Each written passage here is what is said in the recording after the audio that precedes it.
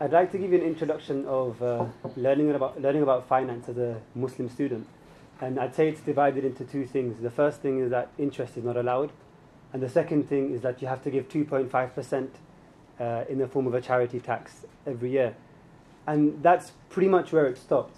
I was speaking to Dr. Benedikt earlier on, and he mentioned that after he first wrote an article to do with Islam and capitalism, they asked him to do it again, because simply the literature just isn't there. And slowly, as you start to discover the realities of what Islam offers, it's a lot more than what we seem to think. You know, there is a whole financial dynamic, a whole financial world, actually. And we'll refer to both speakers. And as I was speaking as well to Mufti Abdurrahman ibn Yusuf earlier on, Islam it's a very holistic religion. And it tackles finance a lot more than we seem to think. At the moment, I'm writing my dissertation on an economic analysis of principles in Islamic finance. And one thing I've come to realize is that there is a lot more. Without any further delays, Dr. Benedikt Koehler completed his BA in history from the University of Yale before doing an MSc from City University and then a doctorate in philosophy from the University of Tubingen. Dr. Benedikt. Good evening, ladies and gentlemen. Well, my talk is about capitalism and what Islam has to do with it. So that's about two different things, capitalism and about Islam.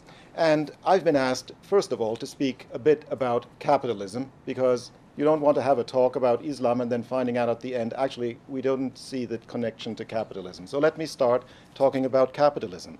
Capitalism in itself is a very big word, and we use it all the time in all sorts of connections and has all sorts of connotations. In fact, this is one of the problems I have with people talking about capitalism. Capitalism is used in so many connotations, you don't really know what it means anymore, because it seems to apply to variously anybody who's doing business, anybody who invests, any market, long-distance trade, big corporations, and I could probably think of a couple of other things. The term capitalism now covers so much that it seems to be coming to overlap with the term economics generally. And I have a hard time figuring out, well, if capitalism envelops everything in economics, it's really a meaningless term and we don't need it anymore. There's got to be a bit about capitalism that makes capitalism different from economics when it's not capitalist. So there are four people, in my opinion, who told us about capitalism and what does make it different from economics generally. And I would like to touch on those one by one. They're Adam Smith, Karl Marx, Max Weber, and Friedrich von Hayek. Now, it's one of the problems when people speak about capitalism and say that it existed always, is that the first person that we associate with as being an economist of capitalism is Adam Smith, who wrote in the 18th century. So that's about 250 years ago. Until then, it seems nobody knew about capitalism, but it would have existed. But finally, in 1776, there's Adam Smith. He writes The Wealth of Nations, and now we have capitalism. And what are one of his key insights? There were many others, but one of those is that he said, well, the markets are guided by an invisible hand, by which he meant that you don't have a government saying what prices should be, you don't have any authority saying who should produce what, you don't have an overall plan for the economy, you have what he called the invisible hand. And the invisible hand is the multitude of individuals, all of us here, with our wants and needs and our supplies, who meet up and the market sorts it all out, and that's how production tends to those and gravitates to those services and products which people want most. That's the invisible hand. But Adam Smith, if you look for the word capitalism in Adam Smith, you won't find it. He never used it once. So let's move on to the second big important person, Karl Marx. Karl Marx, everybody tends to associate with his biggest book, which is about Kapital. So he wrote about capital. He had that notion that in a capitalist society, or in any society, there is a concentration of capital, and that capital is used, and those people who have that capital exploit people who do not have any capital. And really, so said Karl Marx, history is a sequence of struggles over capital. So that's what he said is capitalism. That's how we would see it now. His analysis is about capitalism. But if you read Karl Marx, you'll have a hard time finding the word capitalism because he does use it maybe half a dozen times, but never in the way we use it now. It's incidental, and it appears in a couple of sentences. So he didn't really use capitalism. Now we get to the 20th century, and there you have the person who put the ism into capitalism. That was the founder of sociology, Max Weber. Now, what did Max Weber do, and what did Max Weber write that makes him so different from Adam Smith and from Karl Marx? What makes him different is that he said capitalism is a very particular way of organizing a society. It's a society where people who engage in investment and engage in commerce have a very high social status and become role models. And because they become role models, whatever they do tends to become formative for society. That's his sociological approach. Capitalism isn't just about how you do business and then you go home and do something else. He says capitalism is about how you do business, but when you go home, you are still living the way a capitalist does. So to understand capitalism, you have to understand the way of life, the mentality, the outlook. And then he went on and he said, well, where does that outlook come from? Well, what capitalists do, they're very rational people. They plan, they look ahead, they delay having fun right now in favor of doing some really hard work, but it helps them have more fun at some later point in the future. So it's an entirely sober lifestyle that looks to the future and looks to rewards by accumulating material goods. And that attitude didn't exist in history from the very beginning. It came about at a very particular moment. It came about with the rise of Protestantism. Because Protestants have this attitude of being very sober and of having the attitude of going to bed early, and early to bed and early to rise makes a man healthy, wealthy, and wise. And once that attitude became formative for society, then you have the mindset that creates capitalism. That was a very convincing theory. So everybody thought, well, now it's an open and shut case. But somebody discovered a tripwire. Because they said, Professor Weber, this makes a lot of sense, what you're describing about a capitalist society. We buy into all of that. But the thing is, everything you describe already existed in the Middle Ages in places like Venice and Genoa, because they were ruled by merchants and they did a lot of investing and they got rich that way, and that shaped their society.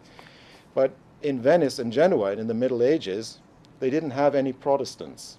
So can you please explain that? From then on, the reputation of Max Weber started to nosedive because people thought the first bit of his theory works, but it doesn't really match the empirics. I now get to the next person who brought the study of took the study of capitalism took it to the next level, Friedrich von Hayek. Hayek was somebody who said, I agree with most of what my predecessor economists have said, but there is something about a society that's capitalist that makes it different from any other society. But what makes it really different is that it has its essence or its center, its core in the market. So now a new approach, which has become dominant, came to the fore, which is to think of capitalist societies as market economies. And like Weber, he said, well, but a market economy is one where you not simply go to the market and buy and sell without anybody stopping you from doing that, but you also then go home, and because that's what you did during the day and it shaped your working life, it shapes the rest of your life. That has become a theory which became dominant because it was capable of explaining many, many social phenomena that you observe in capitalist societies. You associate a society that is based on markets with one that is very innovative, that is entrepreneurial, and that is progressive and open to new ideas. Hayek, for many decades, well, for several decades, was not at the forefront of economic debate, but he then rose to significant popularity when his views were taken on by the then Prime Minister Margaret Thatcher. So Hayekian economics and Thatcherism often is seen hand in hand. But his legacy is to say that there is such a thing as the market, there is such a thing as a government, but the two don't really get along very well. And a market squeezes out governments, and the government squeezes out markets. But there's a tension between markets and governments. So that's where I'm coming from when I talk about capitalism. I adopt the views of those key thinkers, in my view, Max Weber and Friedrich Hayek. Capitalism is a way of life. It's a way of approaching how society is structured, and it thinks of a capitalist society as one that has the market as its core social activity, and that core activity ripples outward to all other social phenomena. So much for capitalism. Now, what's Islam got to do with that?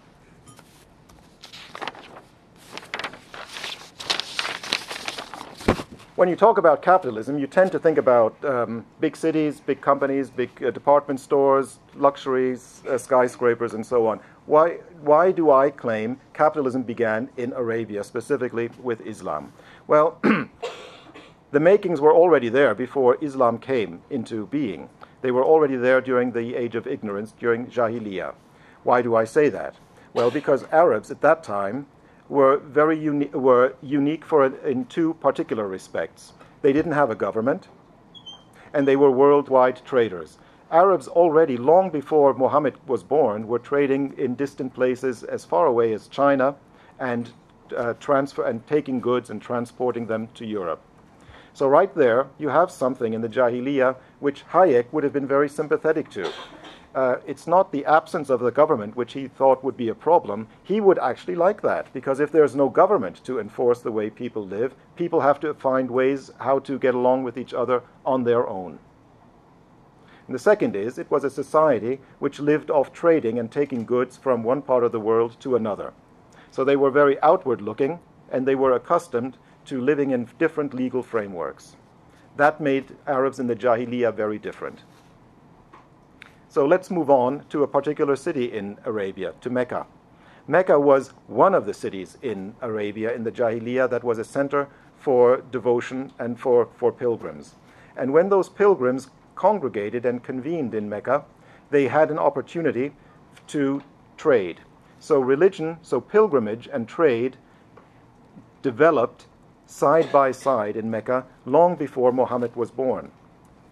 It started to take off, especially around the mid-5th century, when a certain Qusay started to build a protective wall around the Kaaba and said, from now on, my tribe, Quraysh, we're going to manage this place. And it continued growing. And Qusay had many, many descendants, and they branched out into different families, and some of them were very distinguished commercial diplomats, one might say, in their own right.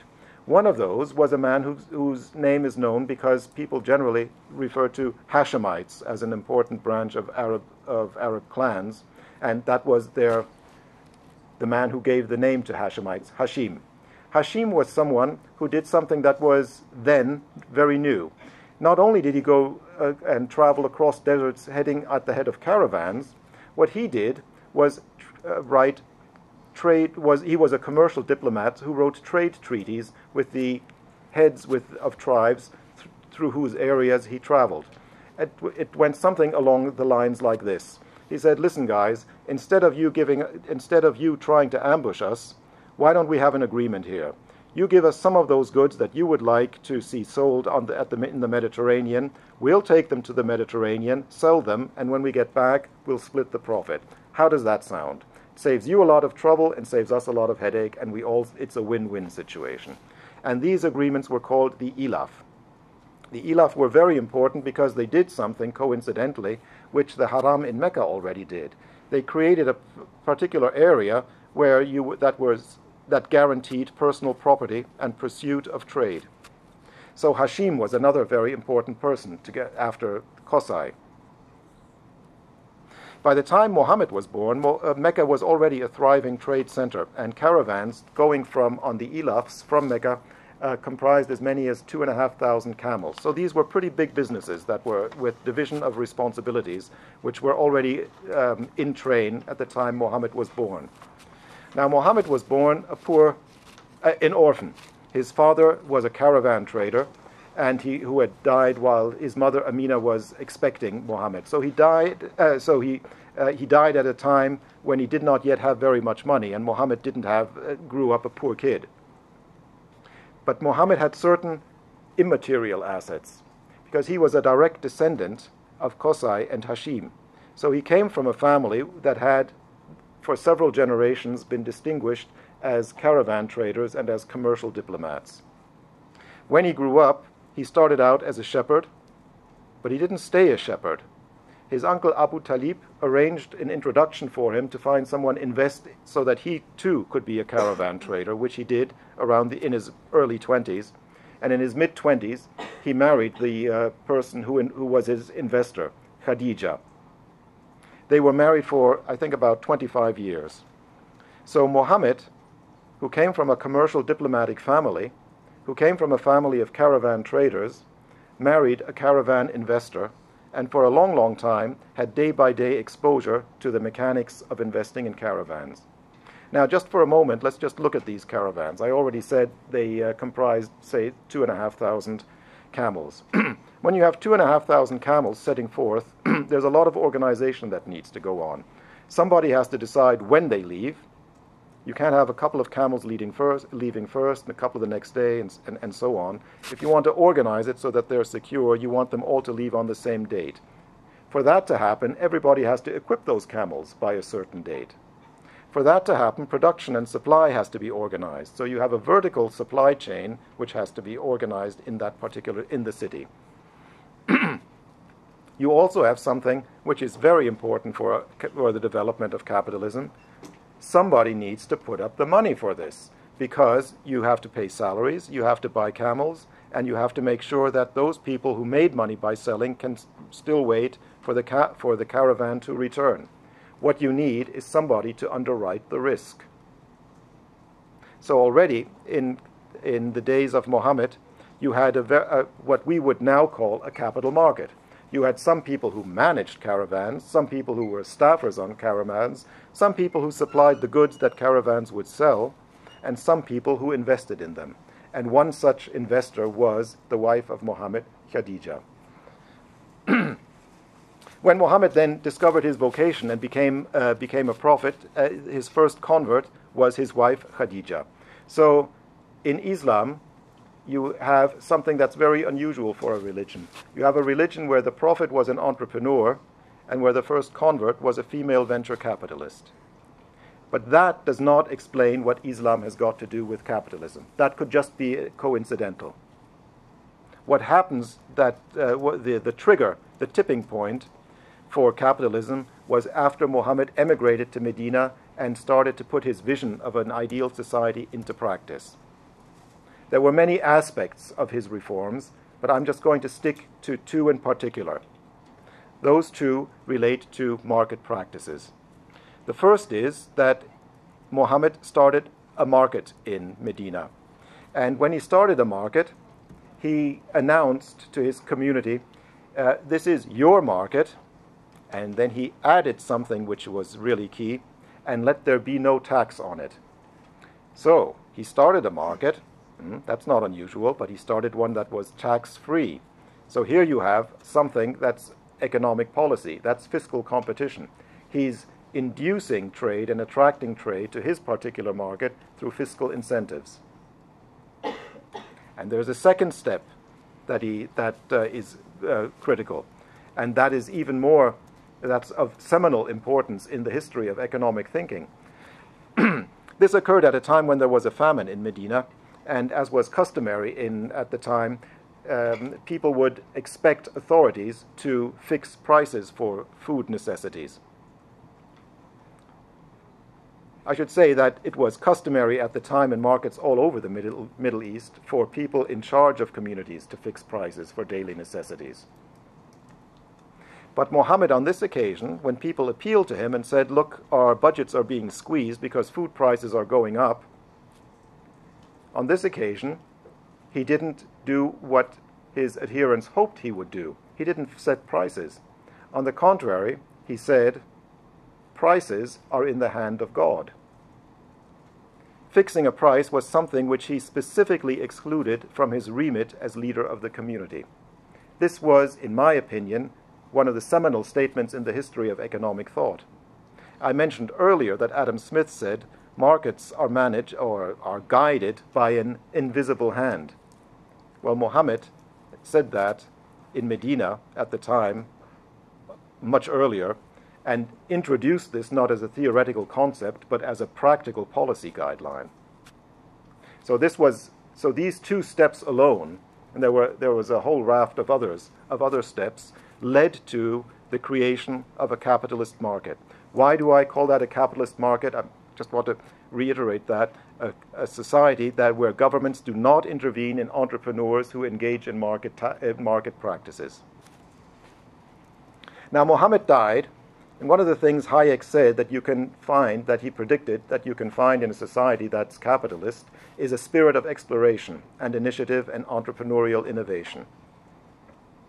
This is what we see in early Islamic society, because early Islamic society had a number of innovations that were completely new.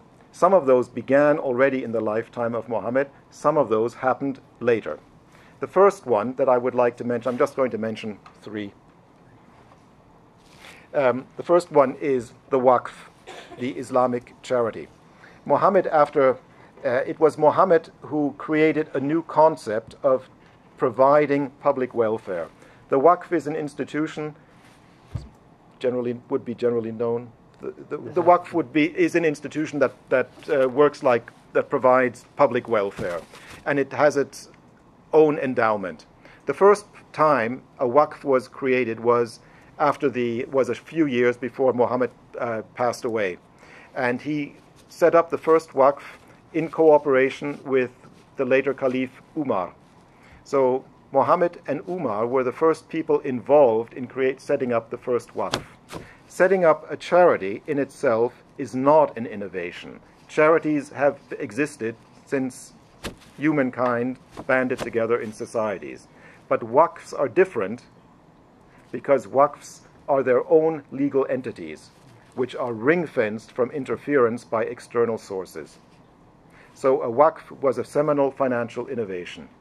That one occurred while Muhammad was still alive. The second one happened long after he had died. That was monetary reform. One of the things Hayek says how you can tell a capitalist society is that they care about stable money and money that has value. You find in Islamic society that within 60 years, just over 60 years of Muhammad's death, they created gold coinage and silver coinage, the dinars and the dirham. These were created in the reign of the Caliph Abdul Malik. When Abdul Malik created a gold currency in Islam, that was very innovative because it was the first time that a gold currency was created outside Europe. And he did this in currency competition with the then prevailing gold currency of Byzantium. So monetary reform is the second innovation of early Islam. Then there's a third innovation, the funduk. Funduk is a term one encounters if one travels in an Arabic country because it's used for hotel or hostel. But in early Islam, funduks also had another purpose. Funduks were walled structures where people from abroad could bring their goods, store them, and sell them. And these funduks were set up and managed by expatriates, principally from Italian cities such as Venice and Genoa. So from very early on in Islamic history, you had expatriate merchants community who had their own tax privileges, who had their own legal protection by local domestic authorities, who traded and who brought goods into the Islamic Empire and brought goods from the Islamic Empire back to Europe. And the funduk very much functions exactly the way an offshore trade center does. It was outside, it had legal protection by domestic authorities, but it had its own privileges. but it created business and created scope for entrepreneurial initiative. So I've given you so these have been three examples of early Islamic innovations. The Waqf as a means to provide public welfare through private initiative. Monetary reform, creation of a gold currency to create stable money. And thirdly, offshore trade centers, the Funduk, which benefited cross-international trade and promoted international trade. I now come to capitalism in Europe. You might ask, well, capitalism is something that exists all over the world. How did it get out of Arabia? How did it get out of the Islamic Empire? Did people just invent their own capitalism then later? My argument is, no, they didn't. All the business people from Venice and Genoa who traded in funduks were very alert to what they saw around them. And when they went home, they said, when we get home, we're going to try some of this. So the promotion of Mediterranean seafaring by way of convoys which sailed out from Venice and Genoa copied how the financing structures of caravans. You needed people to underwrite them. You needed them to be supplied with goods by a certain date. They needed protection and they needed to travel in groups. So they did everything pretty much the way a caravan did, only they did it across the sea rather than across the desert. Now you might say, well, hang on, they probably figured that out on their own, didn't they? Well, maybe they did. But if they did, why did convoys originate in precisely those cities who had trade in the Islamic Empire?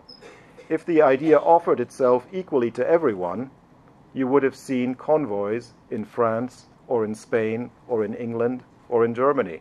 But you don't. You see them in the very places where Europeans were interfacing with the Islamic Empire. There's another aspect of capitalist society. I mentioned earlier, Hayek said capitalist societies innovate in many areas. Another such area is, for example, provision of welfare. And we find that in England, the Inns of Court and the earliest colleges were set up as trusts. Now, Inns of Court and colleges copy the structure of madrazas. Madrazas were establishments of higher learning in Islamic countries, usually funded by waqfs. Now, the odd thing is that colleges and Inns of Courts were set up by the very people who had contact with the Islamic Empire, because they had a base in Jerusalem, the Knights Templar and the Franciscan friars. If trusts had been something that Europeans figured out for themselves, how come they happened in the very places and through the very people who were interfacing with their counterparts in the Islamic Empire? Doesn't seem to that it seems an odd coincidence. And there is the third issue, the creation of a gold currency in Western Europe. The first gold coins were minted in Sicily, in Genoa, and in Venice and in Florence. These are the very cities that had, the very cities that interfaced with the Islamic Empire. If a gold currency were something that Europeans had thought of themselves, why did it happen there and not someplace else? So in closing, what I'd say is capitalism, which began in Arabia, then came to Europe, but it wasn't a self-starter in Europe. It was something that came through emulating examples set by Islam. So in sum, I've got three takeaways. The first is that capitalism started in Islam. It's the first instance that you have a capitalist society because it was started by a prophet who, amongst several other innovations, said prices are in the hand of God. The second takeaway is that in a capitalist society you see continuing innovation, and you see that in early Islamic society, and I gave you a couple of examples, the Waqf, monetary reform, and the Funduk. And the third is that capitalism happened in Europe in precisely those places where Europeans interacted with Muslims, so it's very difficult to claim that capitalism in Europe started in any way other than through exposure to Islam. Ladies and gentlemen, thank you.